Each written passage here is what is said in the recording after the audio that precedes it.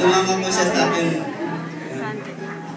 Ano nga po yung, narating ko nga po yung, minsan, naman kami ng mga barkada namin. Inalo po siya ng inom. Inalo po siya ng inom, sabi ko naman sa kanya, makisama ka naman, inom ka. Tapos, ako pa po yung nagturo sa kanya ng kung paano magsugat. Tinuro po siya mga paano magsugat. Yung sa pagpupar, nandun din siya sa bar. At ayun ka. Ito ngayon ko lang, ngayon na, Robiana. Ano, 3 lang? Praise God po, hindi po siya nagulog sa mga bisyo po, hindi po siya naundok sa mga masasabang bisyo po.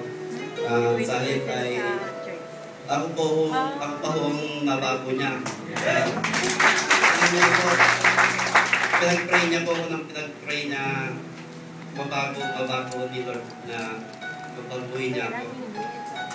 Simula po nun na sinabi niya po sa akin minsan. Ano niya, sabi niya sa akin, magsisimba ka ba? Sabi niya sa akin. Oo, sabi niya. Saan ka ba? Dito ko sa GIL, sabi niya. Saan ka simba sa Catholic Church niya. Sabi niya. O sige, dyan ka dito ako sa GIL. Sabi ko naman, iba naman yun. Sabi ko, o sige, pupunta ako dyan sa GIL. Sabi ko, sa dalawa tayo church.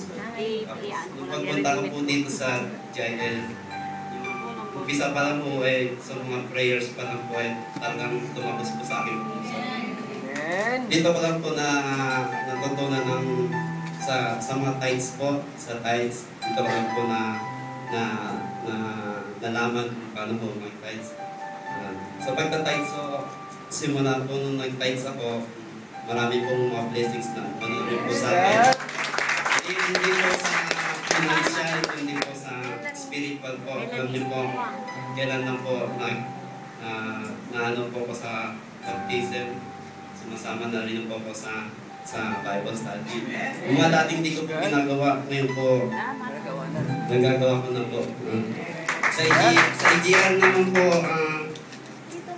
sa EGR po, doon yung po mararanasan kung paano magpatawad ng taong talagang nanakit sa sarili mo yun, talagang naun ka.